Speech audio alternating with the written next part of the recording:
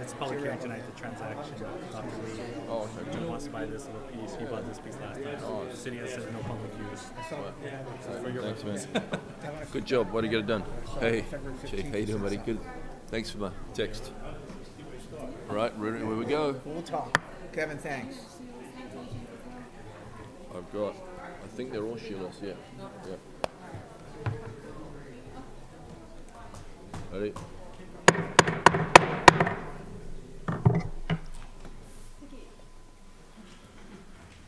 The special meeting of the Annapolis City Council on Monday, February 25th, 2019 is called to order at 7 p.m. At this time, would everyone willing and able please stand for the invocation given by Alderman Savage, followed by the Pledge of Allegiance.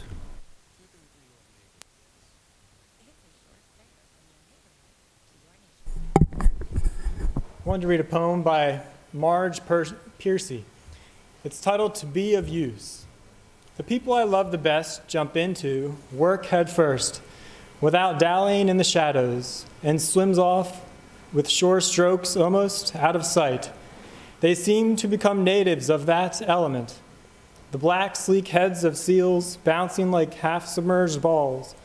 I love people who harness themselves, an ox to a heavy cart, who pull like water buffalo with massive patience, who strain in the mud and the muck to move things forward, who do what has to be done again and again. I want to be with people who submerge in the task, who go into the fields to harvest and work in a row and pass the bags along, who are not parlor generals and field deserters, but move in a common rhythm when the food must come in or the fire be put out. The work of the world is common as mud. Botched, it smears the hands, crumbles to dust. But the thing worth doing well done has a shape that satisfies, clean and evident. Greek amphoras for wine or oil, Hopi vases that held corn, are put into museums, but you know they were made to be used. The pitcher cries for water to carry, and a person for work that is real. Thank you.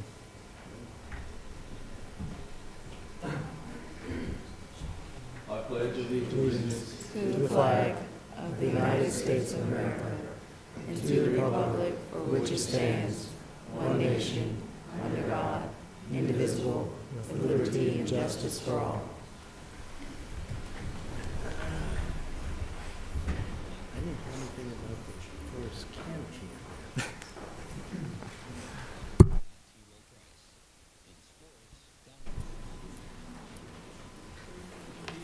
Madam City Clerk, please call the roll. Yes, sir. Mayor Buckley. Yep. Alderwoman Tierney. Here. Alderman Payon. Here. Alderwoman Pendell Charles. Alderwoman Finlayson. Present. Alderman Rodriguez. Here. Alderwoman Henson. Present. Alderman Savage. Present. Alderman Arnett. Present. Mr. City Attorney, please. First item on the agenda. Thank you, Mayor. The first item on the agenda is the approval of the agenda. All right, this time we'll entertain a motion to approve the agenda. Move approval of the agenda. Second. All those in favour say aye. Aye. Opposed? Passes. Mr. City Attorney, please present the next item on the agenda. The next item on the agenda is ceremonial items, beginning with City Council citation to Ijayi Jones, employee in the Human Resources Office.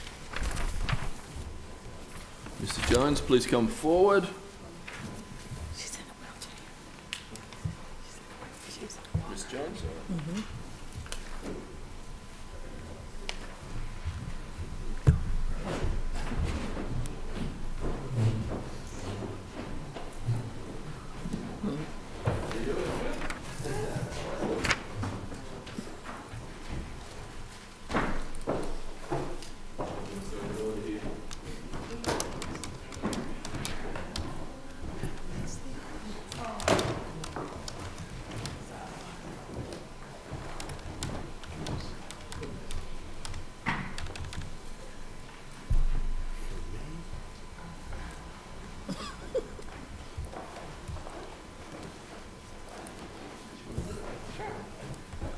Good evening. It's a pleasure to read this City Council citation to EJ. EJ began her work in the city, is it 4 years ago or 5 years ago? Almost 4. Almost 4 years ago. We're working on it, absolutely. She was part of our Annapolis Youth Summer Jobs Program. And like so many of our jobs, they roll over into more permanent positions.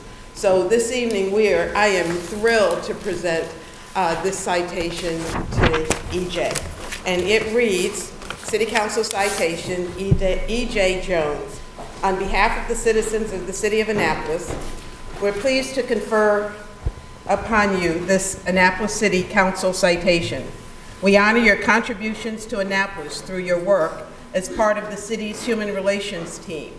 From a summer internship that began in 2015 to the present, you have been a consistent and supportive staff member, weathering changes and blossoming under increasing expectations.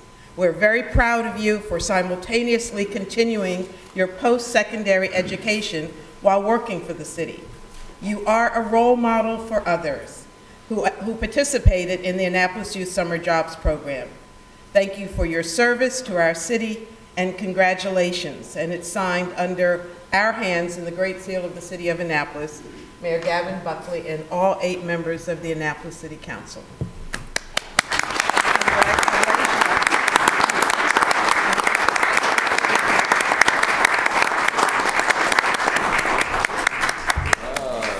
And a little something special just for your death. Could we have her parents or family members come forward? And if you want to say something, you can. We can put you on the spotlight like we get put on the spotlight all the time.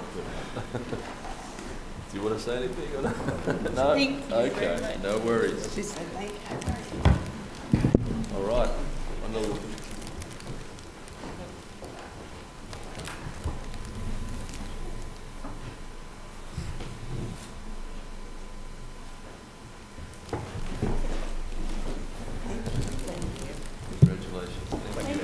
Thanks for all you do. Thank you. Cheers. Thank you. Right, I'm just going to stay up here. Mr. City Attorney, next item on the agenda. Yes. The next item on the agenda is a City Council citation to Claude Coates. Right, I know Shorty can't be here, but his family are here. If you want to come forward.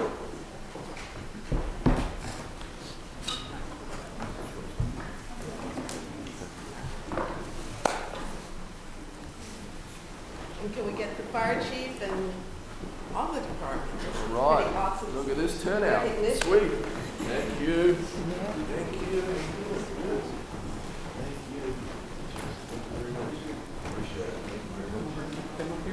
Yeah. Should we have the chief say something?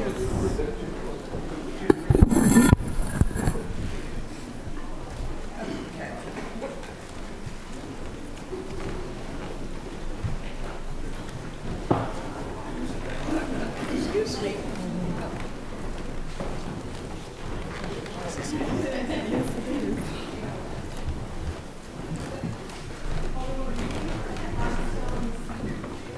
This one down? Oh, the box, okay.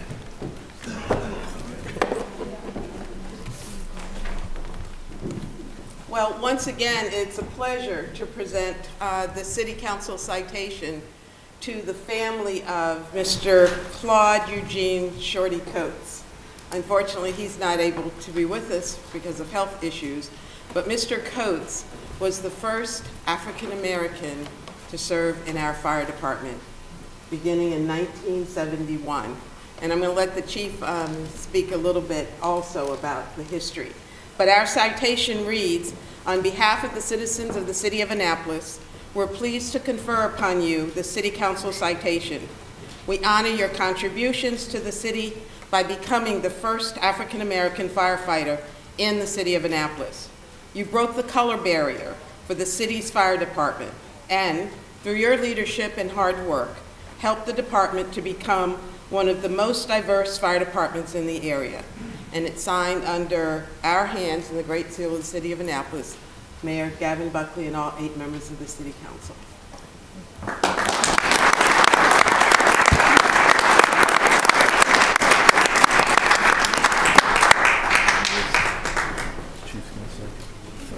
So, as they said, Shorty was hired in 1971, and his badge number was 141. And Shorty spent most of his time in the fire service at the Eastport Fire Station. So there was a young volunteer there, which was me, in 1972.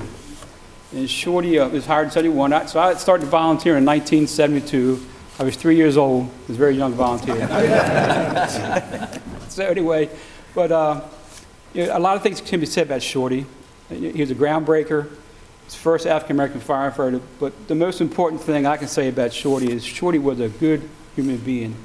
Shorty was a nice guy, well respected by everybody, still is. I so wish he was here today. And I was talking to his son earlier, but Shorty taught me how to play tonk. And probably half the people in this room don't know anything about tonk. But Shorty taught me as a young volunteer how to play tonk, and we used to play cards all the time, that and Yahtzee back in them days. But Shorty was a good person. He was a kind person, a very gentle person. Liked to keep his cars clean, always had his cars clean and waxed up, and took a lot of respect and pride in his vehicles. But a good person, a very good person. And it's strange because as a fire chief, I get a lot of emails and a lot of articles from magazines all over the country, all over the world. And I'm always amazed. I get one, and this is still current, it happens. I'll get one where it says some small department somewhere just hired the first female firefighter or the first African-American firefighter. And I'm thinking, this is 2017, 2018, and just haven't caught on yet. And we've been doing this since 1971. So we're very progressive. And I'm very proud because as a fire chief, I made this department's first African-American deputy chief, Kevin Simmons. Where's Kevin? There's Kevin right there. And I promoted the first department's African-American battalion chief, Aaron Boston, right here, back here. So the department has a rich and proud heritage of being diverse, and we're proud of that, and we're very proud of Shorty and all he contributed to make this possible today. So to his family, thank you for sharing it with us.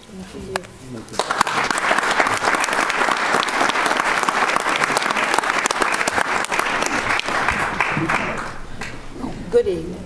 I'm Michael, Shorty's daughter, and I just wanted to share with you guys that when my father was hired in 1971, we just knew we were proud of him because he had a job that was serving the community. We did not realize till later that he had broken ground, and so we're proud of him for that. So thank you very much for honoring him.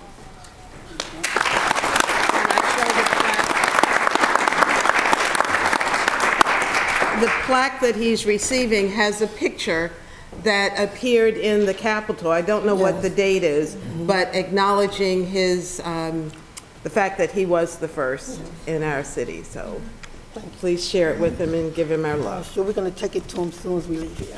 Wonderful. Thank you. Thank you. Feel a lot of love in the room here. Yes. This is amazing. So thank you. We're going to get a family picture. Yep, sure. Picture, everybody.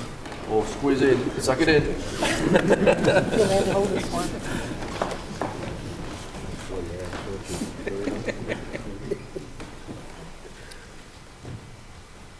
Thank you. Thank you.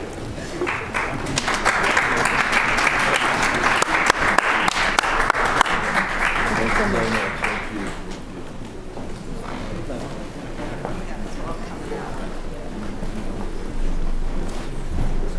Cool.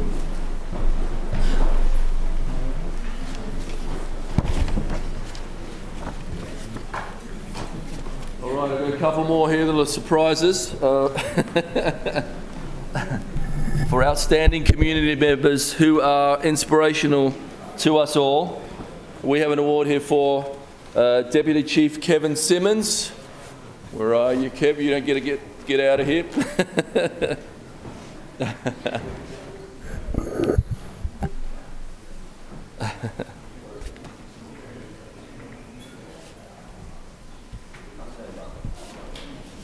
I got to get you embarrassed as well.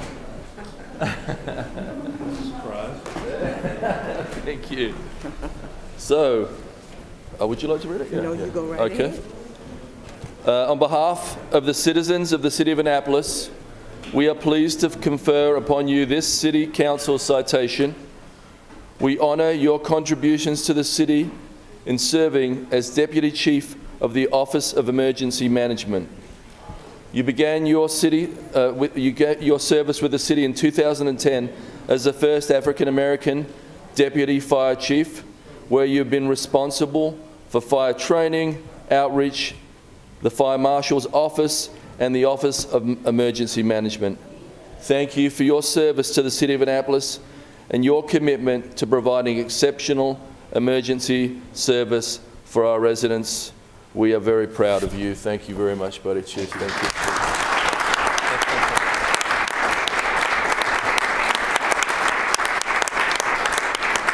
Let's get some better looking in the middle, shall we?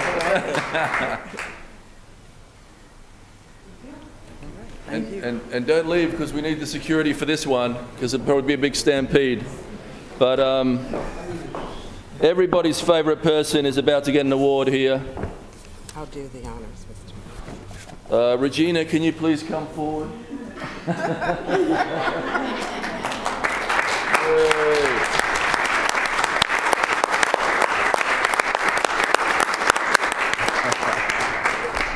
away with that. And Sheila wants to read this for you. So. She's been trying to get it out of us since last week, whether we were going to do this, because she and both Kevin and Regina are being recognized tomorrow by the county council members. And so we couldn't let them outdo us. I mean, because you're ours, both of you. So this city council citation reads, Regina Watkins Eldridge, on behalf of the citizens of Annapolis, we're pleased to confer upon you the city council citation. We honor your contributions to the city in serving the residents for more than 24 years. You began your service with the city by getting a job cleaning City Hall. From there, you moved to Public Works and then to the Finance Office. After demonstrating hard work, dedication, and professionalism in these roles, you became the Deputy Clerk. You are a certified Master Municipal Clerk. Today, you are the only African American to serve as a City Clerk. We thank you and congratulate you. Signed under our hands in the Great Seal of the City of Annapolis. Signed, Mayor Buckley.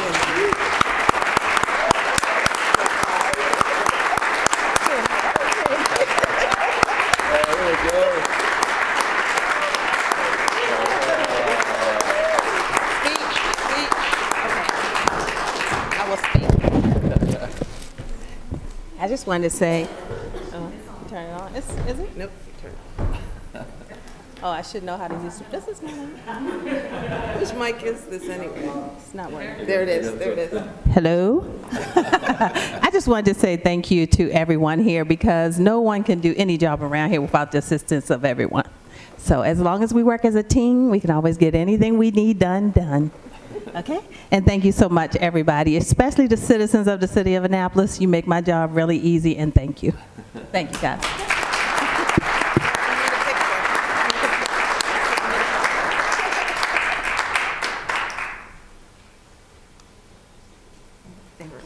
Thank you. So Regina says that, but she knows none of us can live without her. So.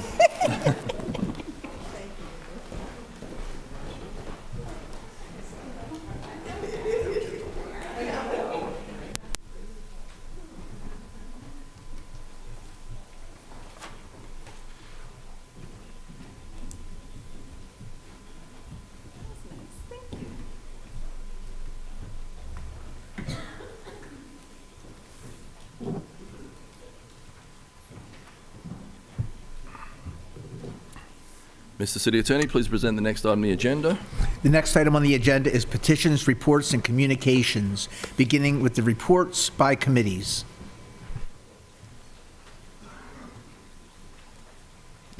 Alderman Henson. Thank you, Mr. Mayor. The Housing and Human Welfare Committee did meet at our regularly scheduled meeting in February. We did take under consideration 6 appointments to various boards and commissions. All of those that were recommended favorably appear on tonight's agenda. The next meeting of the Housing and Human Welfare Committee is Tuesday, March 19, 2019 at 6 p.m. here in Council Chambers. Thank you. Thank you. Alderman Savage. Thank you, Mr. Mayor. Environmental Matters Committee Our last meeting was canceled because of the snow, so we've rescheduled for this Wednesday, 1 p.m. That's February 27th, and we'll be picking up the business that we had on our agenda from the last time, which included, let's see, development update in terms of Forest Conservation Act approvals and going over the implementation of the no net loss legislation, getting a presentation from the Office of Environmental Policy on plastic bag legislation from other jurisdictions, and also getting an update from Public Works on our Watershed Restoration Fund, amongst a couple pieces of legislation. Thank you. Alderman Annette. Thank you, Mr. Mayor. Finance Committee meets bi-weekly, but you rarely get to hear what we're doing because it's most often shows up on the consent calendar, as it will again today with two financial transactions, one having to do with parking and the other having to do with the CAD/CAM system for the police department. Alderman Tierney. Oh, thank you, Mr. Mayor. The Transportation Committee meeting met last week. We had a presentation from Lisa Greco from DPW on a public presentation on the Randall Dock Street intersection, which we understand now is in pause mode, and consequently we were not able to review two pieces of legislation, which we will do at the next meeting, which is March 14th. Thank you. Alderman Finlayson. Yes, thank you, Mr. Mayor. The Rules and City Government Committee met on February the 25th. We took up two pieces of legislation: Charter Amendment 218, aldermanic titles, to which we gave a favorable recommendation, and AP 5818, which was an appointment to the Ethics Commission. That appointment also received a favorable recommendation. The next meeting will be on Tuesday, March 12th, 4 o'clock here in Council Chambers. All are invited. Thank you. Alderman Payne. Thank you, Mr. Mayor. The Audit Committee will be meeting next on March the 18th at 8 o'clock in the morning here in the chambers. At that point, we have a lot of business to cover, but one of them will be hopefully the hiring of a, or at least approving the hiring of a CPA firm to start the audit process here in the city of departments. We will be starting with Recreation and Parks, and that's it. Thank you. Alderwoman Pindell-Charles. Thank you, Mr. Mayor. I have two reports. Public Safety Committee will be meeting on Monday, March 4th, 2019 at 6 p.m. here in Council Chambers.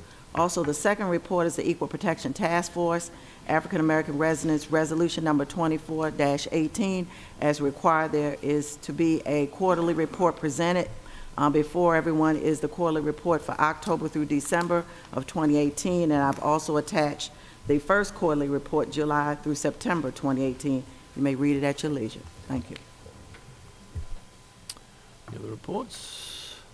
Thank you all. Mr. City Attorney, please present the next item on the agenda. The next item on the agenda is comments by the general public. During comments by the general public, the public may speak on any item not scheduled for public hearing. Tonight, legislation scheduled for public hearing is O-6-19, conveyance of part of the unimproved portion of the city-owned right-of-way containing the roadbed of Castlegate Drive to Lee, etc. LLC. O-7-19, special parking permit for transport shuttles, contractors, application procedures. And R-6-19, annual statement of performance standards. The first speaker signed up is Patrick Flaherty. Please come forward, state your name and address, please.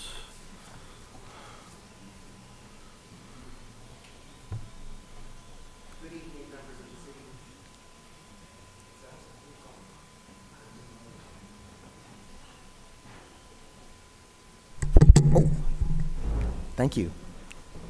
Good evening, members of the City Council. My name is Patrick Flaherty. I live at 105 Victor Parkway in Annapolis, Ward 7. I thank you for this opportunity to present testimony. It has come to my attention that the developers who have applied to build the village at Providence Point at Crystal Spring are claiming that they are not accountable to the no net loss requirement and do not plan to replace the 30-plus acres of forest they are proposing to clear on a one-to-one basis, in direct contradiction to the legislation passed by this City Council several months ago. Furthermore, the city's Planning and Zoning Department does not appear to be taking the steps to enforce this ordinance. I am respectfully requesting that the City Council step in and demand that the Planning and Zoning Department enforce the city's no net loss ordinance. While I am opposed to the destruction of 30-plus acres of prime forest land in Annapolis, which itself is a violation of the city's comprehensive plan, we citizens should, at the very least, be assured that whatever amount of prime forest is cleared, it will be replaced on a one-to-one basis. Thank you. Thank you, Patrick. Next speaker, Steve Rogers.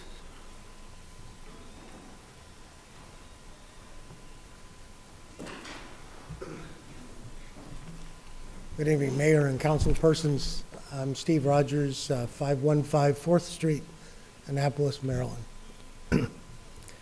I'm returning to this position here at the podium to plead with you to do something called an inventory of your process.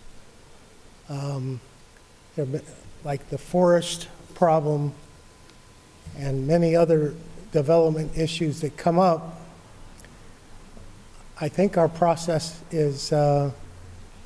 has a bunch of holes in it and it's not working well. We as citizens would like to see the city take an inventory of how the process is working for each one of these types of things. Plan developments, site plan developments, residential, commercial, and go back through the code and make sure we have an easy flowing process and that there are some checks and balances. We don't have any IG inspector generals in the city of Annapolis, but we really need somebody to overlook some of this so that this stuff doesn't fall through the cracks and we don't have to come and appeal and plead with you. And we'd like this framework to have a process that's crystal clear to the public, and we have the warm and cozy feeling that it's going smoothly. Right now, we have a broken process in many different respects. I had to call the city on Friday and say, hey, this guy's reinstalling a whole marina full of pilings and they're in the wrong place. So your guy, who I know, who's a straight guy, he says, I'll check on it. And they were pulling pilings by the end of the day because they were in the wrong place. So, and they weren't requiring an as-built drawing. This is just one little tiny example of how stuff is broken. We have no follow-up, no good inspections. We have no following the code. We're really in a lot of trouble.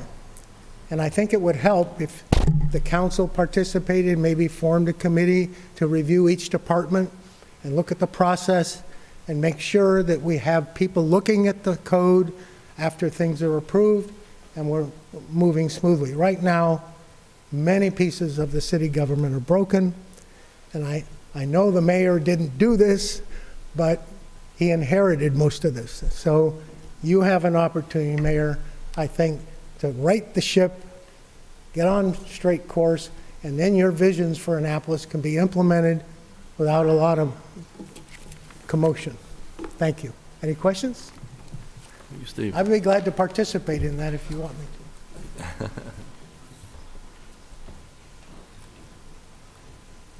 Next speaker up is Kate Bohannon.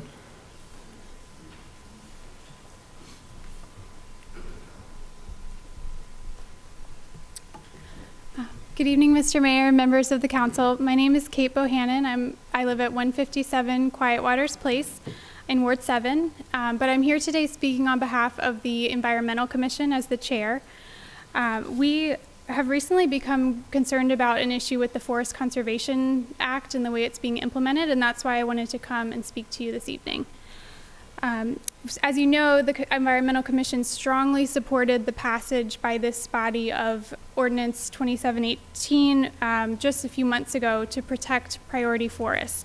And we were under the impression at that time that that solved many of the gaps in the prior legislation. And so we were really disappointed last week to learn about the recent application of the developer at Providence Point.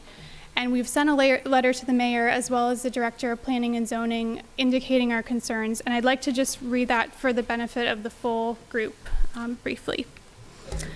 The Annapolis Environmental Commission has been following the proposed development at Crystal Spring for several years and has weighed in with concerns on several occasions. The AEC has reviewed the most recent filing of the preliminary forest conservation plan for the village at Providence Point, dated January 22nd, 2019. We are surprised and disappointed to learn that the developer's plan shows no replanting of mature trees following the clearance of 30 acres of priority forest. We've examined the developer's rationale for not replanting, which incorrectly applies an outdated break-even calculation, and we strongly disagree with this conclusion. O-2718 took effect in November of last year and clearly requires 100% reforestation of all forest cleared. And the AEC urges the city to reject this plan and implement O-2718 the way it was intended by requiring the applicant to submit a revised plan which depicts 100% replanting on site. And if the replanting is not required, we are not going to be able to meet our urban tree canopy goal, which has been established for a long time. So I know this is on the agenda at the Environmental Matters Committee this week, and so we're looking forward to that conversation, but I would just urge the council and members of the staff to consider this, and we would also like to be part of that conversation and perhaps receive an explanation for why this why the law is not being applied the way we expected. So. Alderman Savage. Thank you, Mr. Mayor, and thank you, Ms. Bohannon and Mr. Fliori for coming out. So I do want to invite both of you to Environmental Matters Committee, which is on Wednesday, at 1 p.m. We'll be having a discussion about this. I would like to get input from the Environmental Commission if somebody is able to attend. So what I know at the moment is that Planning and Zoning made a mistake with the implementation. Mistakes happen, I don't blame them for it, but what does upset me greatly is the city's response up to this point.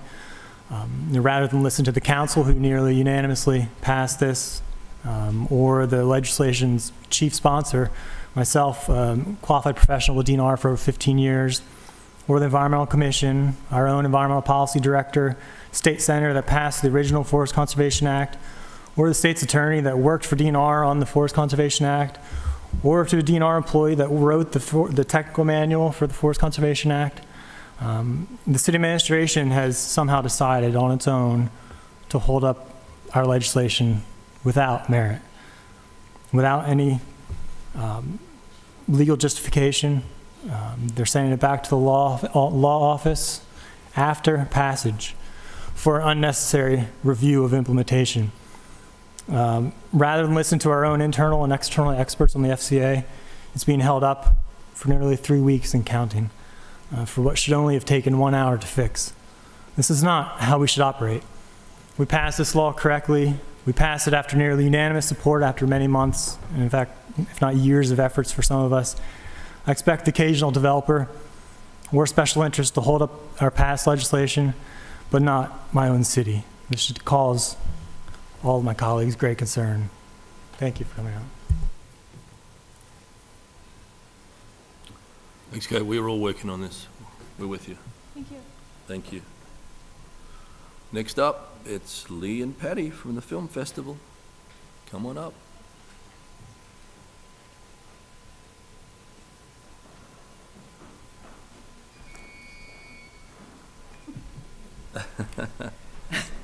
We're exhausted. Sorry. First of all, thank you for hearing us tonight. Yeah, we're about 3 weeks out for the 7th Annual Festival. It only recently came to our attention that there's a new process, or actually an old process that hadn't been followed, to get the circulator buses to participate in the festival, to bring it before you guys, and have a sponsor present it and have a vote. So we're just, we're actually going to promote their program, and we need to tell people how to get around by, like, you know, tomorrow. So we're glad we're doing this tonight. So we're just, I mean, I think this kind of, we didn't know anything about this because for 6 years, this was part of what the city sort of gave us, I guess, and it worked beautifully. And then all of a sudden, we find out that we weren't going through the right process.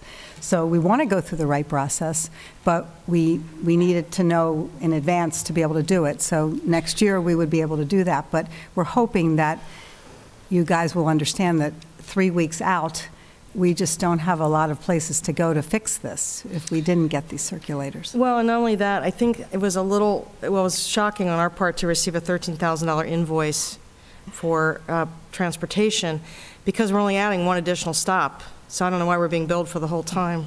We're just adding a stop at Maryland Hall on the regular route. But then I did speak with the city manager, and she said, what is your line item for transportation? I said, based on what's happened in the past, nothing. So we're not prepared for this. So hopefully you guys will help us find a solution. Yes, we need it. Do you have some economic impact numbers for what it brings to the city? I know you guys, it's an amazing event. The most recent, according to Visit Annapolis, is an estimate between $7 and $9 million worth of revenue comes to the city as a result of the Annapolis Film Festival. I mean, the hotels are all filled, the restaurants, Yeah. and it's yeah. just getting bigger every year. Also, we are implementing a film society probably within the next year, in which case we'll be providing monthly films. It'll grow. Yeah, and it will grow for our community. Right. Yeah, I love it. Alderwoman Finlayson. Yes, thank you, Mr. Mayor. As one of the sponsors, along with the mayor, I have every hope that we can work this out. I do want to sit down with the Director of Transportation and with you guys to see how we can make this work. The previous city manager waived a lot of things unbeknownst to us. And I've also learned that we have outsourced, and maybe I should have known this, that the circulator is outsourced. So we outsourced our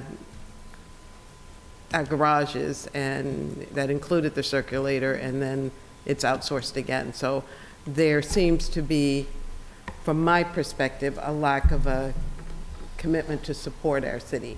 And I believe that should be a part of any contract, that there should be some understanding that they're here to work for the residents of the city of Annapolis. So anyway, all that said, hopefully within the next day or so, we can get together and see what we can come up with before it goes to the Finance Committee next week. Finance next week, next meeting. When is the next meeting? March the 6th. Wow. Oh my gosh. Okay. So we're we may not printing be a able to program, and that's include where we put information then in there.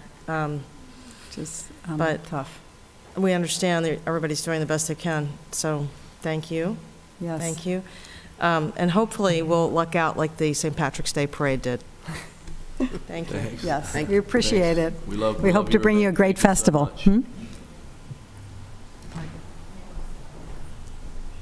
Oh.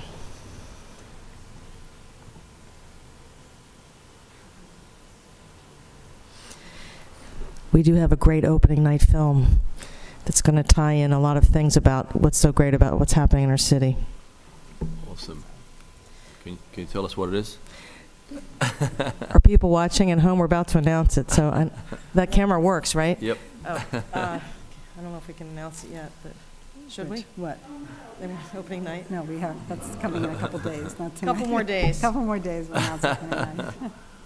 Thank you so much. For our meeting. Thank For our you. meeting. Thank you. Thank you. Next up is Mark Melee.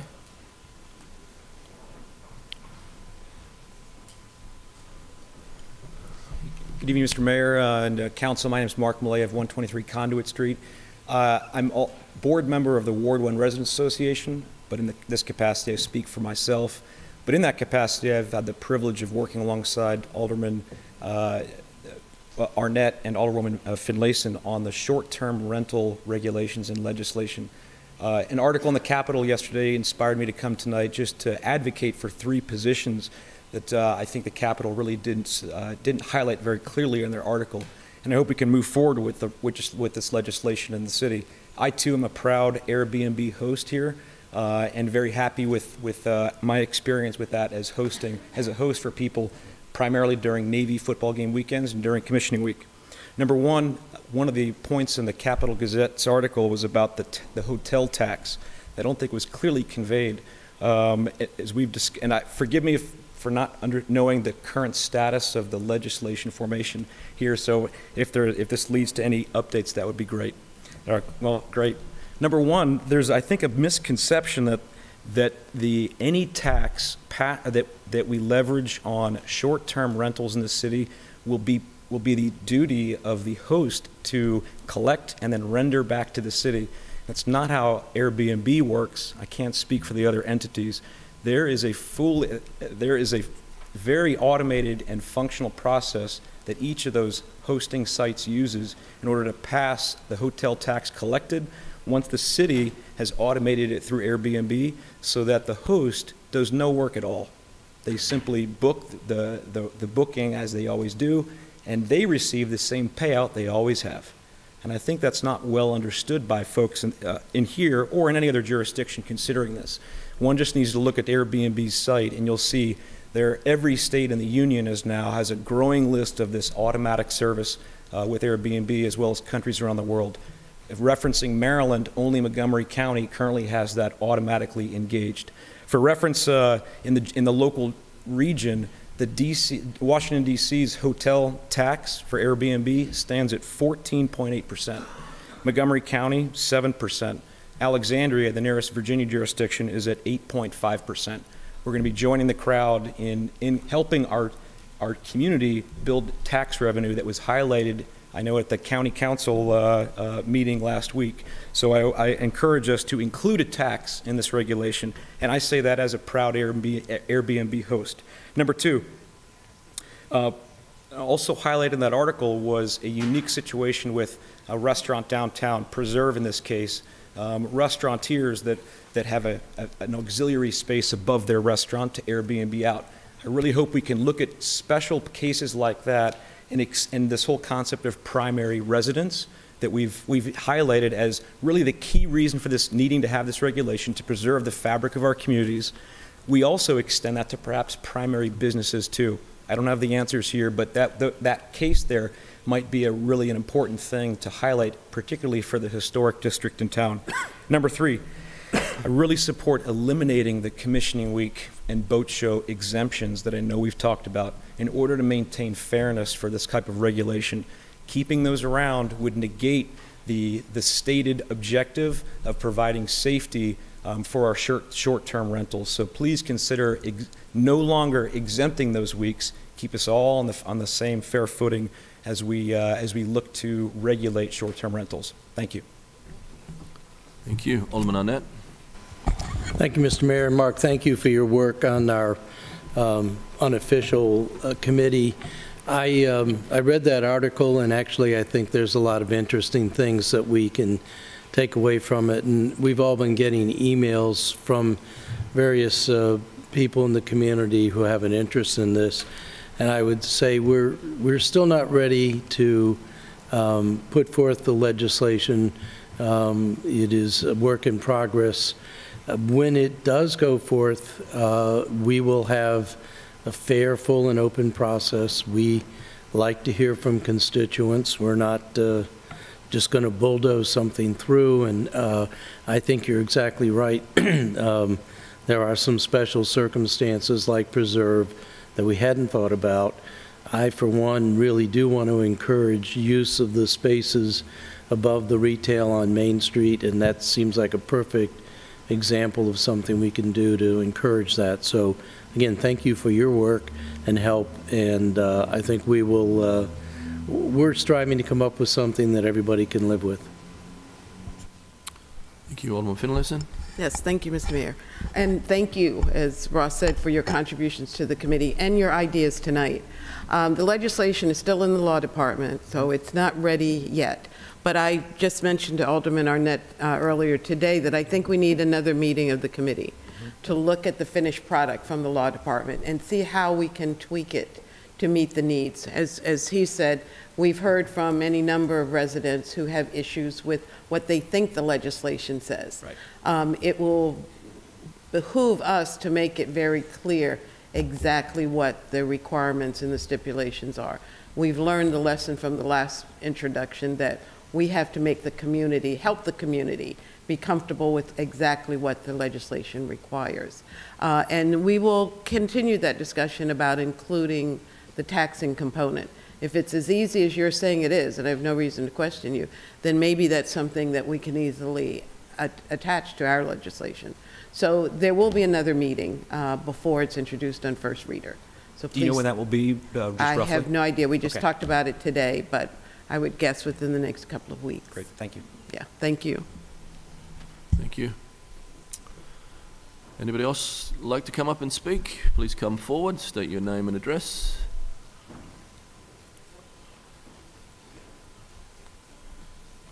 Hello, I'm Shirley Gordon, and I live at 55 Clay Street here in Annapolis. And I want to thank you, Mr. Mayor, and the council members for hearing me out today. I come to you first as a mother, and then also as a community member. On December 30th, my daughter, Christian, tragically died of an overdose from opioid fentanyl ingestion. I tell you, I was devastated to find this out because I work in the field of addiction. I'm a certified addictions counselor and I'm a certified mental health technician. And I also am the founder and CEO of Street Angel Project. And I work in this field. And there's a lot of things that, one of the reasons I purchased my home here is because it reminded me similar to a part of my home where I'm from in DC. It reminds me a lot of Georgetown. And I love Annapolis. And I love the people I've met here. Since my daughter's passing, I've had people come tell me things like how my daughter went to We Care twice and it was closed for help. And how other people are thinking of writing a citizen's complaint against We Care. And I've met Mr. Griffin, who runs We Care. When I first moved to Annapolis, I actually went over to speak with him about partnering the organizations to work together to better serve our community. Needless to say, I never got a response back or anything.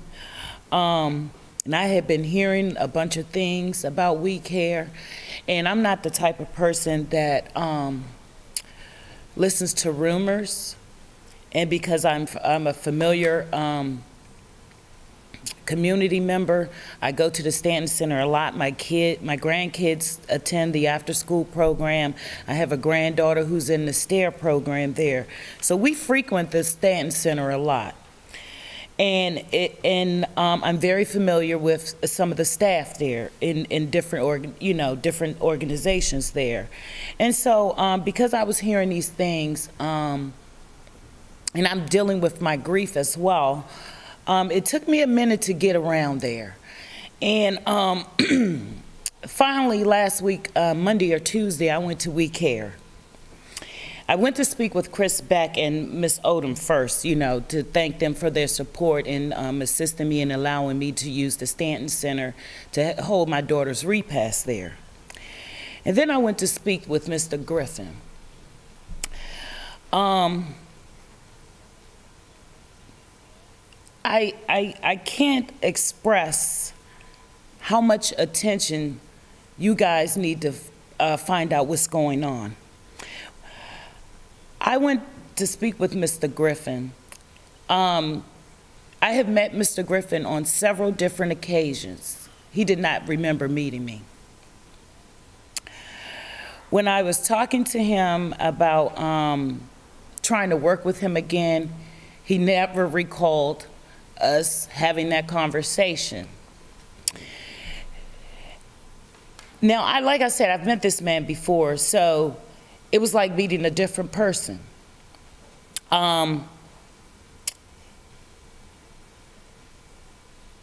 He could not talk to me about anything that was going on with We Care. He seemed confused. He talked to me about he had been sick, how he had had something going on with his ear, how he sometimes can't remember what he was talking about a minute or two before. And so he wanted to pass me off to his wife, to speak to his wife about me partnering with him again. And I'm no doctor. But I've worked in mental health at Washington Hospital Center, so I've worked with people with substance abuse and who are mental. And I can tell you that it didn't seem mental, what was going on with Mr. Griffin. In fact, he seemed, and like I said, I'm no doctor, and I don't want to diagnose anybody, but he couldn't remember his wife's address, his wife's phone number to give me, or anything. And I kept saying, do the lady at the front desk know? And he was like, no, well, just give me your information. And then he went to give me a pen, and he had a pen in his hand and a card in his hand, but never gave it to me for me to write my stuff down. And then finally, I seen that he was having difficulties in, having communicating with me. And I just felt as though it was just time for me to leave, and I would just ask the lady for the wife's information, and that's what I did. As a person who works in substance abuse and who know the great need when someone is in help, it was very disturbing after my daughter passed and everything was said and done to find out my child went over there twice and could not get the help she was looking for. I ask you, Mr. Mayor, and the council members to find out what's going on so that organizations that are offering the support of substance abuse and the support of their community is being done. I thank you for letting me speak. Thank you. Sorry for your loss. Do you have any questions? Yes, I'm sorry. Alderman Henson. I just wanted to say, Ms. Gordon, thank you for participating in the Naptown anti-dope movement sessions and for coming to Eastport Terrace Harbor House and for sharing Christian's story with the residents there. It takes a lot to kind of push through the pain and the grief of the loss that you've suffered, but you have still opened yourself up and you have made Christian's story something that the entire community can grow and learn from. And I wanted you to know your efforts there were not in vain. I attended a resident council meeting a few days after the NAM session, and residents who had engaged in the NAM session and who had never attended a resident council meeting or who had never kind of piqued their interest in their own community's well-being, they were there, and we can attribute it to people like yourself who have come out and who have shared your story. Thank you for sharing with us your concerns with We Care and Friends. We as a city will do our due diligence on following that down, but I just wanted to thank you and express my appreciation and the residents whose lives you impacted when you shared your story last Saturday. Thank you. Thank you. Thank you. Alderman Pindell-Charles. Thank you, Mr. Mayor. Likewise, I was there at the Eastport Terrace Harbor House NAM event, and your story was riveting. It really was. I could see and hear the passion in your voice, and our sympathies go out to your family. Thank you. Everybody there was deeply moved. You couldn't hear a pin drop in the room, and I know it was at least probably 200 people there. But as Alderwoman Henson said, we will follow up with what you have provided to us today. And thank you so much for being brave enough and courageous enough to come here and pass this information on to us. Thank you very much. That's it. Thank you. Thank you so much. Next speaker, state your name and address, please. Thank you. Janet Norman.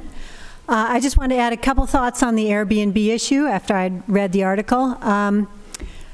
I know that Annapolis is lucky to be the longtime host of the Naval Academy, and my grandfather was lucky enough to be a poor kid who got an education, graduating in 1922 from the Naval Academy. Relating back to Airbnbs, I'm hoping that you can reach out to our sister city of Colorado Springs, Colorado, to see how well they serve the military families who use Airbnb in Colorado Springs. I'm a military academy mom and was able to use Airbnb 5 times in the past year out in Colorado Springs. And it works tremendously well. There's a wide range of accommodations to choose from, but there's a huge demand from all the academy parents that need to be there on a specific time and looking for particular operations. We chose a lodging over a restaurant in historic Colorado City because that's where we want to be and walk around. And I can see similar properties in downtown Annapolis would be equally appealing to out-of-town military families wanting to visit their kids and check out the Naval Academy and stuff. So please think of it in a broader sense of what the Academy brings to you and our town and what we owe the military families and other people who come to visit Annapolis. We owe them as much choice and options and ease and affordability as we can. So don't limit it just to people's residences. There were many apartments in Colorado Springs that were just for Airbnb rentals, and it worked very well. The other thing I wanted to mention was I'm an Annapolis High parent, and I urge you all to check out our wonderful website, www.annapolishighschool.org, for anyone listening also. The PTSA has put up a donations page. It's coming on springtime, and we would love the opportunity to send our students on field trips to increase their exposure to the world and the opportunities around them. Unfortunately, field trip buses cost $600 to $500 each. So if anyone wants to donate, you can go on the PTSA page, buy half a bus, $250 to $300, and help send our kids to new experiences that'll open their horizons. If you want to support an AP test exam fund, that's $94. Prom tickets are $70 per kid.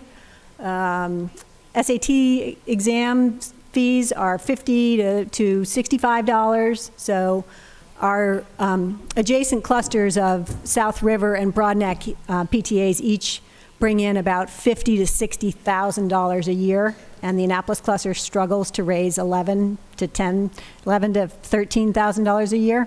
So we want to be able to support our students to the same level that our suburban schools do, and we hope that you will help promote the ability to donate and give our kids opportunities through the AnnapolisHighSchool.org page. Thank you. Thank you. Alderman Bendel Charles. Thank you, Mr. Mayor. I know last year and the year before I was getting the weekly newsletter. I haven't gotten it this year at all. I will make sure you get back on the list. Thank you. Appreciate it. Thank you for letting us know that. Thank you very much. Sure. Anybody else like to come forward and speak? Seeing no motion in the chamber, I declare the comments by the general public closed. Mr. City Attorney, please present the next item on the agenda. The next item on the agenda is the update from the mayor.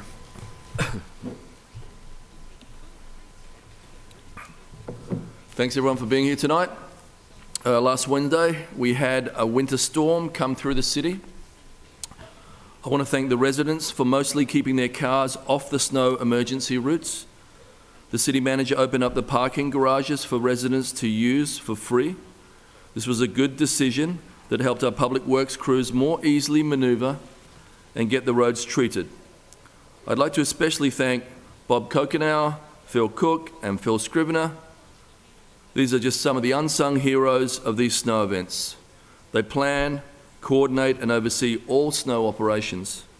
They ensure the city has adequate resources, including personnel, contracts, vehicles, fuel, salt, and then they manage the work to keep the roads as clear as possible for both emergencies. It's going to be a double beep one here because I've got to... I want to join city resident Donna Feathers, who posted a kudos to Public Works message on our city Facebook page. This resident contacted Public Works the day after the storm to report a tree down, and within a few hours the tree was removed and the issue resolved for the residents of Admiral Heights. The Public Works employees are Antonio Savage and Marvin Wallace. Thanks, guys.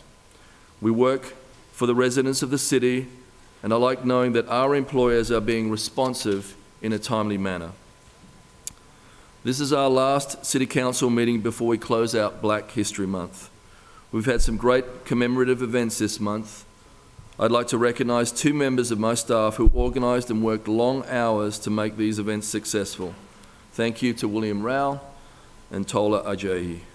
There have been community discussions, events and celebrations of Black history at Annapolis High School that was organised by young people. I invite you to like One Annapolis on Facebook, where you can read some of the rich and sometimes painful history of the African American experience in the city of Annapolis.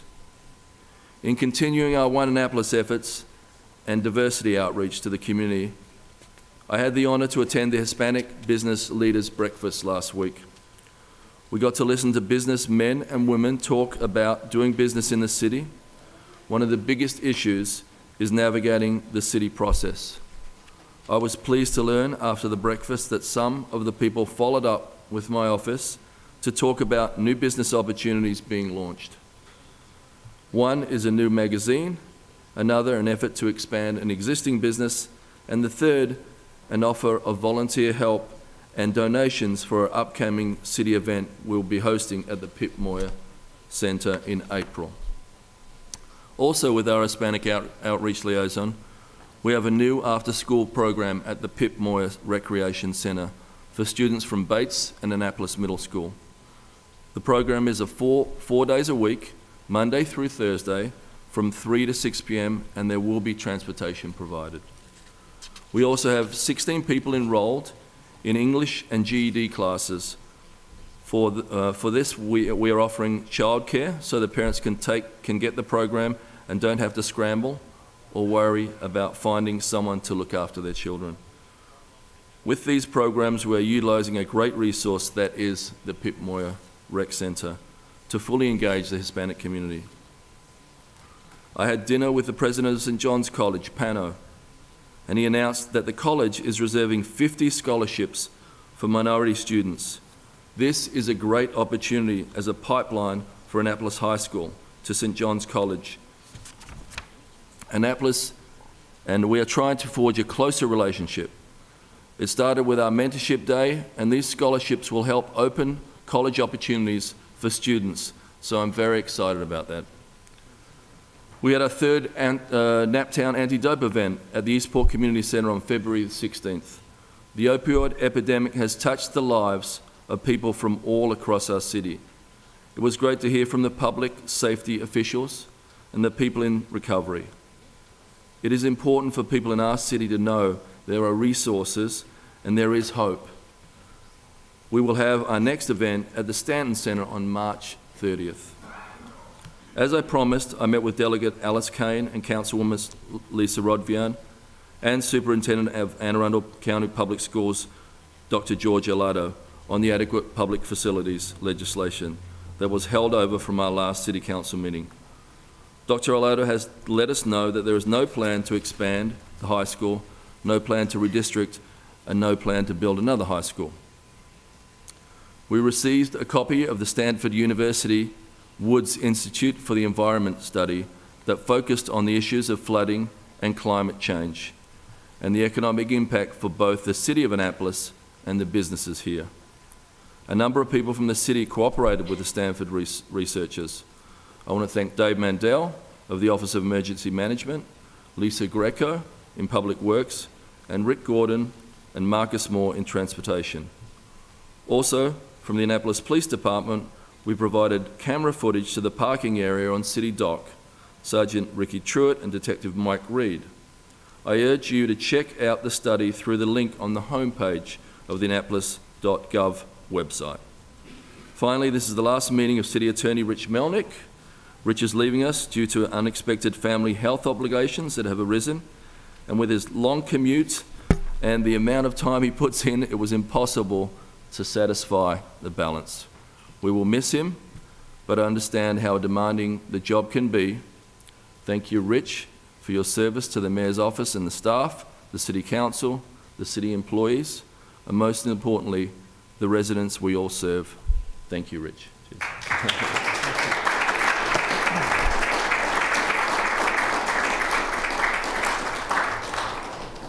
Mr. City Attorney, please. Mr. Mayor? Oh, sorry. Alderman Pindell-Charles? Yes. Thank you. Two things. Number one, Alderwoman Henson and I had the privilege of attending the Black History Program Saturday before last at Annapolis High School, and I try to attend them every year. I believe this was the best one they've ever had. And I want to give a public shout out to Miss Odessa Ellis, who does this year after year after year after year after year. She takes children to homecoming at Morgan. She puts herself out every year in spite of having a fall and surgery. She came back to the high school, and Miss Ellis does a tremendous job every year with her Black History programs. The other thing I want to mention is the dinner, event at St. John's College, which was last week, and the scholarships. I have the next day contacted the 4 community ambassadors at Annapolis High School, so they are on it looking at students, especially those that are on their caseload, to possibly take advantage of these scholarships. And I want to personally thank Mr. Melnick as well. Thank you so much, Mr. Melnick, for your support and all you've done for our city. Thank you so much. Okay, Rich, next item on the agenda, please.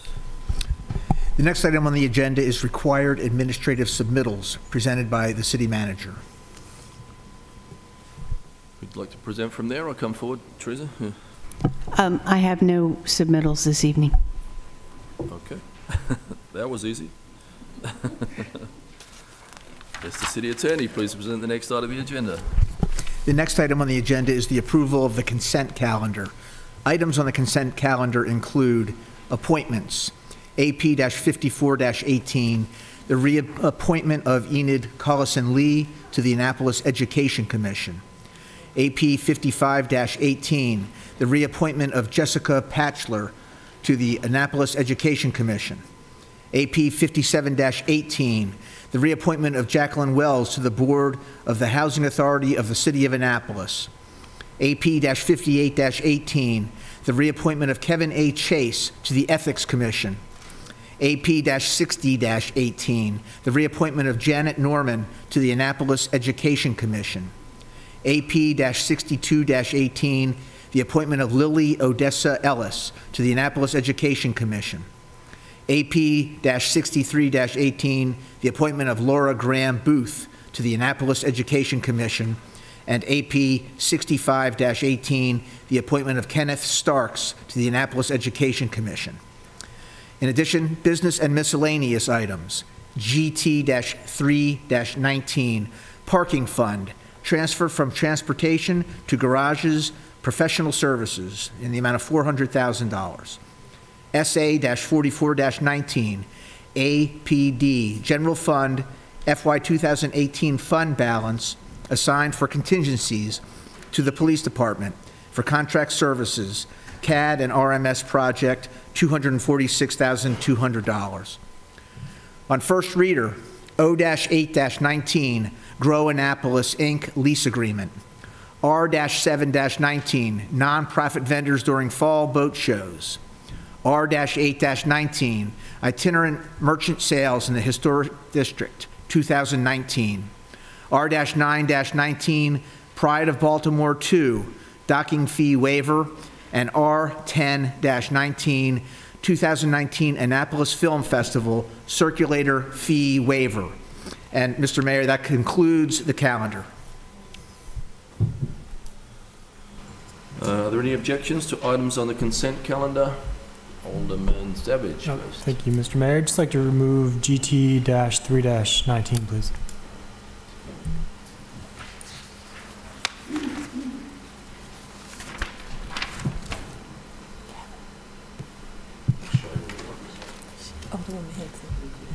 GT 3-19? Yeah.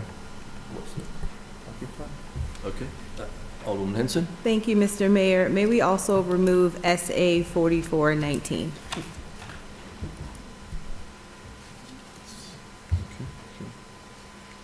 So what are we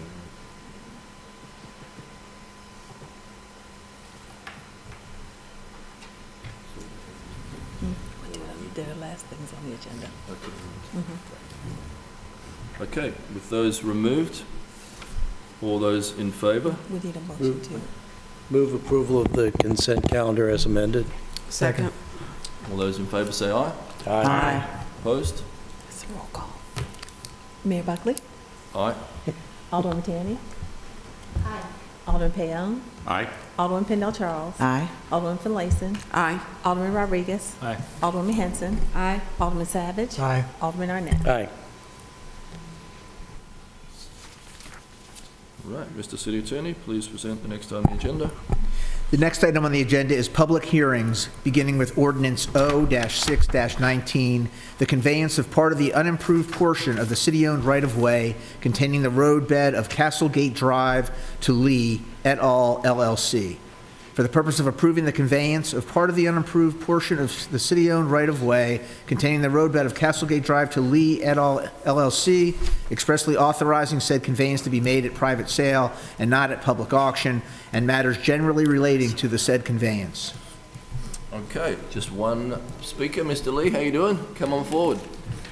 State your name and address. Thank you. Long time no see. Yes. Feels like yes. old times at Tsunami. Yes. It's been a while. I'd like to thank the City Council and Mayor Buckley for having me here, and also the City Council for last year for approving our purchase of the property. Just a little background. I'm a dentist, and I have a dental practice on 1606 Forest Drive, Annapolis, Maryland. I've been practicing there for 35 years. I bought the property from my partner after he retired, which was about 25 years ago, and I didn't realize that the property, the fence that was on the property line that's been there for 45 years was actually on part of a city road that was abandoned, that's not being used at all. So the last 5 years, we've been working on trying to get the property conveyed to us so that we wouldn't have to move our fence. And again, my partner has had that fence there for 45 years. So last year, the City Council approved the purchase of the property, and I went ahead and bought my part of the property. Going back a little bit, the City Council recommended that I not purchase the property myself and that my neighbor should be offered at least half of it. And that's what we did. My neighbor and myself, we went to the City Council and got it approved, and we both were supposed to go to settlement and buy our portions. Well, I bought my portion, but my neighbor, I didn't realize until not that long ago that he sold the property so that he didn't buy it. So what I'm here for is to purchase the remaining piece of the property. And my sponsor is Mark Rodriguez, who is our alderman. I've tried to contact my neighbor by mail, and I dropped a letter off at her door asking her to see if she wanted to buy it, and I haven't heard. And I think Gary Ellison, one of the attorneys that were involved with the purchase, he tried. And I think Mark, our alderman, also have tried to contact her with no success. Is there any questions? Alderman Pendle Charles. Thank you, Mr. Mayor. I'll see you on March 13th. Thank you, Dr. Lee. You guys recuse yourself. Root canal? Cleaning. Routine cleaning. Might be a root canal depending on how the vote goes tonight. Depending on today's vote. Alderwoman Finlayson? Yes, thank you. All right, thank you. Mr. Lee, yes. could you help me, and I know Alderman Rodriguez kind of gave me a cursory refresher, I'll say. Sure. But the strip that you're purchasing, the intent was that you would buy half of it and the other neighbor on the Castle Gate, I guess Ms. Grant side? Yes. She would buy the other, but she's not willing to do that. No, they sold the property, and I didn't realize that they sold the property. And when I went to check with the owners, they said that they sold the property. So but they still own that portion of the property? No, they never. do not? Yeah, So we still own? You still own it. So now you're going to buy all of it, their side now? Your Yeah, side. yes. Okay.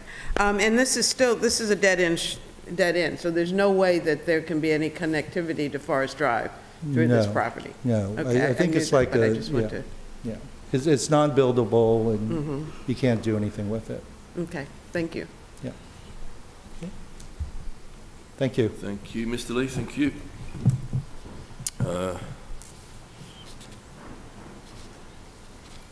Anybody else like to speak on O-6-19?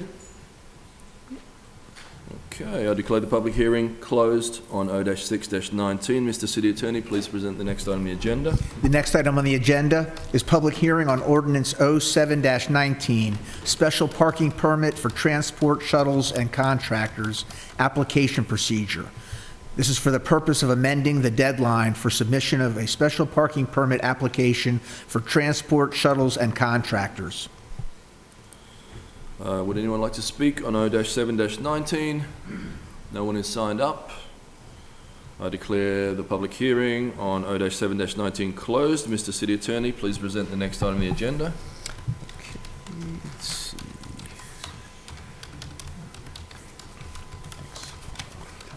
The next item on the agenda is public hearing on Resolution R-6-19, Annual Statement of Performance Standards, for the purpose of approving the annual performance statements filed by city agencies and departments.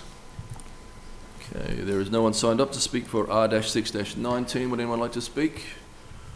Okay, I declare the public hearing on R-6-19 closed. Mr. City Attorney, please present the next item on the agenda. The next item on the agenda is legislative actions on second readers, beginning with Charter Amendment CA-2-19, aldermanic titles, charter updates, for the purpose of including gender-specific designations for certain members of the City Council in the Annapolis City Charter.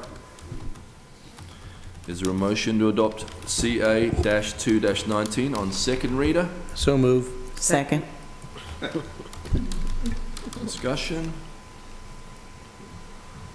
Alderwoman Henson? Thank you, Mr. Mayor, and thank you to the sponsors of this charter amendment. When I looked up the term alderman to try to see what its origin was, alderman was from a Latin term, aldor man, and it literally meant the elder or the chief, and it referenced only men. It was later termed to be the warden of the guild. In the Anglo-Saxon culture, an alderman was an advisor to the king. So it was reserved only for white nobility property owners who could rise to the level of being an alderman in Anglo-Saxon culture. And so to broaden the scope of what we define as an alderman to include an older woman is not just symbolic, but it is representative of the fact that in times past, people who add to the discussion, add to the richness of our city, like myself, my colleagues, Alderwoman Finlayson, Alderwoman Pendell Charles, and Alderwoman Tierney, would not have been given the opportunity to do so. So I just thought that was a bit of interesting history, and it makes me very proud to be in this seat when we pass this very important charter amendment. Thank you. Thank you. Alderwoman Tierney. Thank you, Mr. Mayor. I as well did some research, and yes, there was a lot of history there on the Anglo-Saxon origin, but what I also found out per Merriam-Webster dictionary that the term alderwoman was first utilized in 1768, so it's been a long time, so it just reinforced that this is very, we've waited a while then. Thanks. I mean, it's only taken us 250 I years know, to... 17, make sure I have that right, 1768, yeah. Okay, 251. Alderman Del Charles. Thank you, Mr. Mayor. I did not do any research, and now I feel really bad. But I thank Alderwoman Henson as well as Alderwoman Tierney for doing the research. We appreciate it. Okay, as an older man. So a motion on second reader with a second. All those in favour of C-A-2-19 on second reader, say aye. Aye. Opposed? All right. Is there a motion to adopt C-A-2-19 on third reader? So moved. Second. Madam City Clerk, please call the roll. Yes, sir. Mayor Buckley? Yes. Alderwoman Tierney? Aye. Alderman Payon? Aye. Alderman Pendle Charles? Aye. Alderman Finlayson? Aye. Alderman Rodriguez? Aye. Alderwoman Henson? Aye. Alderman Savage? Aye. Alderman Arnett? Aye. So a little clap. I woman. Does this mean I can't use the term alderpersons anymore? Please don't. Just want to make that clear, that's all. All right, Mr. City Attorney, please present the next item on the agenda. Thank you. The next item on the agenda is Resolution R-4-19, State Mandated Annual Appropriation for City of Annapolis Services. This is for the purpose of expressing the Annapolis City Council's support of House Bill 129 and Senate Bill 156, titled Mandated Appropriation, City of Annapolis Services. Is there a motion to adopt R-4-19 on second reader? So moved. Any seconds? Any discussion? Mr. Mayor, I asked that this be drawn up. I'd been working long and hard with Delegate Sid Saab, not knowing that you had apparently been working with another one of our representatives, and he had suggested, and it seemed like a really good idea, no matter whose bill went forward, to make sure that it's clearly understood that we on the council very strongly recommend that a passage of this, it has passed, but I think it hasn't been signed yet, so I do think that this does do some good, and I would urge my colleagues to join me in approving this. Discussion. This will be a prehistoric thing when we get it across the line. Madam City Clerk, please call the roll. Yes, sir. Mayor Buckley? Yes. Alderwoman Tierney? Aye. Alderman Payon? Aye. Alderman Pendle Charles? Aye. Alderman Finlayson? Aye. Alderman Rodriguez? Aye. Alderwoman Henson? Aye. Alderman Savage? Aye. Alderman Arnett? Strong aye. Mine's even stronger. Okay, Mr. City Attorney, please present the next item on the agenda. Mr. Mayor, the agenda is completed. No. GT3. Okay, we got to go back to the two GT3 items that and were, then okay. SA4. Thank you. GT3. Business and miscellaneous items. Surprised me though. Under, they pulled from the consent. Is there a motion to approve GT3? So, is there a motion to approve GT 3-19? So on moved. second reader? Okay. A second? Second. Discussion. Alderman Savage. Thank you, Mr. Mayor. I just wanted to see if the Finance Committee had any insight into. Yes. So this is basically correcting an accounting oversight. This $400,000 was allocated to the Transportation Department, and it should have been allocated to the parking garage revenue, and they need the money to cover the costs of running the circulator. So from the perspective of the Finance Committee, this was simply an accounting correction. We did ask the Director of Transportation how this would be accommodated in his budget, and he gave us an answer. He had a plan. So I think this is just one of many repairs that we're doing to get our accounting in line.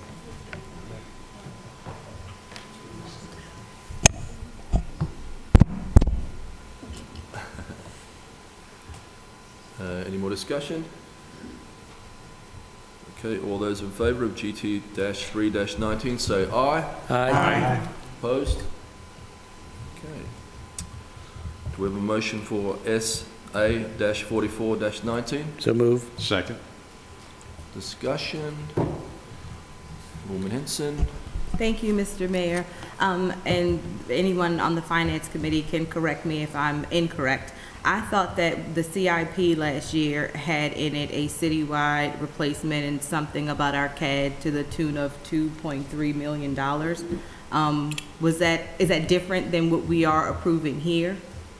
We're using I don't think it was that big, but this CAD RM has been on the agenda for a long time. We're using money, and maybe we can get the finance director or the city manager, but monies that were spilled over from surpluses, and rather than use bond money, we're using excess funds from earlier years to make the first installment to finally get this improvement done for our CAD/CAM system. So on the CIP where it has, I think it was page 14, I'm lining that up correct. It had RMS and then /CAD system for law enforcement. Correct. Is it something This different? is it, but remember in the CIP, there's different ways to fund. You can do bond funding, you can do grant money, or you could do pay-as-you-go. And we're doing pay-as-you-go for the first installment for the this project. There's more money we have to spend to put this in place. So if the CIP is passed, we then have to come back and revisit those on a project-by-project basis if it's pay-go? Remember, the CIP is a 5-year plan. Right. So we can approve the CIP as a plan, but then we have to do the appropriations. And the way we're appropriating this phase of the CAD/CAM was to use these funds rather than using bond money. So as it existed in the CIP, it had no appropriation for it. We simply just approved the plan with the dollar figure attached, but we didn't appropriate? Right. Yeah, I'm getting fishy looks from the table of authority over there, so dig me out. In the fiscal year 2019 budget, you appropriated $850,000 for the CAD RMS purchase to be financed with a capital lease. That capital lease we were hoping to do over 5 years. Instead of doing a capital lease, we were able to negotiate, 1, a lower price, and 2, an installment purchase. So we will be paying for it over 5 years. We will be using the money that fell. You'll remember your general fund balance, you have 15% unassigned. Once you hit that target, portion goes to capital reserve, a portion goes to the budget stabilization fund. Once the budget stabilization fund hits 3%, a portion falls down and can be used for one-time expenses. That's what we're using this money for. This is the first of the 5-year installments. That money that has fallen is sufficient and will be set aside. So instead of entering into a capital lease, paying interest and financing it over 5 years, we have an installment purchase with 0 interest to pay for it over 5 years. Thank you, Madam City Manager. The $800,000, you said we appropriated that for the capital lease? Yes. And then we will not use that for the capital lease, so we will take from what would go into the general fund and then pay for that pay-go? Yes. So then the money that was appropriated will just fall to general fund balance when it's not used? Your appropriation is the authority to spend. Right. The capital lease was the revenue source. What we're changing is the revenue source is now what would have fallen to one-time use fund balance. So your appropriation remains the same. It's the funding source that's changing. So I just want to make sure I understand that completely. So it was $800,000 there, and we need just a portion of that to be able to do the system, not through the lease, but through just the new financing mechanism that we're going to use. Why are we not able to just take from the 800,000 reservoir and apply that there? Why does it need to go? I'm not sure I follow your question. Are you saying that we appropriated the 800,000, so the authority to spend that was there? You have to have the full appropriation in order to buy it. We are going to pay for it over 5 years. This will appropriate the funds from what would have fallen to the Budget Stabilization Fund to make the first payment. What will happen to the 800,000? It's still appropriated. Next year we'll make the second installment, the next year we'll make the third installment, et cetera.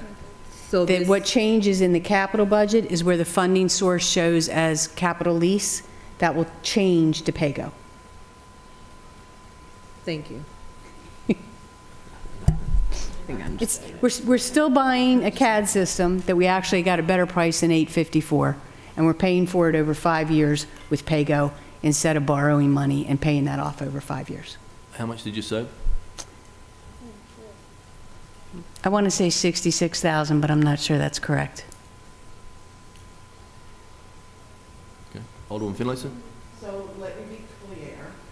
Instead of borrowing the money, we are now paying it with the cash that we have, thus saving us interest on the money. Correct. And that's $60,000. That is correct. And the Finance Committee did make favorable recommendations to both of these transactions. Alderman Tierney? Thank you, Mr. Mayor. I didn't know if you were going to mention that, but I was kind of impressed that we were able to do these 5 installment payments without interest. So you don't have to share your secret, but that was congratulations and saving money at the same time. So thank you. Any other questions? Okay, let's vote on SA 44-19. All those in favour say aye. Aye. Opposed? All right, let's have it.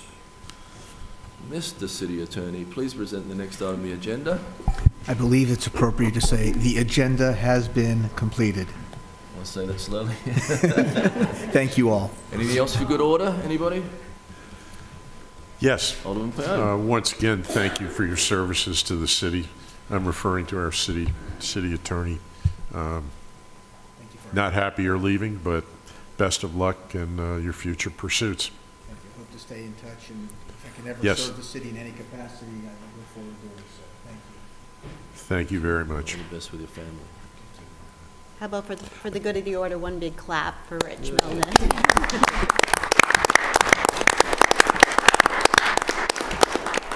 Now, Mr. Mayor, even though you haven't recognized me, I'm going to step forward anyway and move that we adjourn. All those in favour say aye. Aye. Opposed? All right. Nice short one. Cool.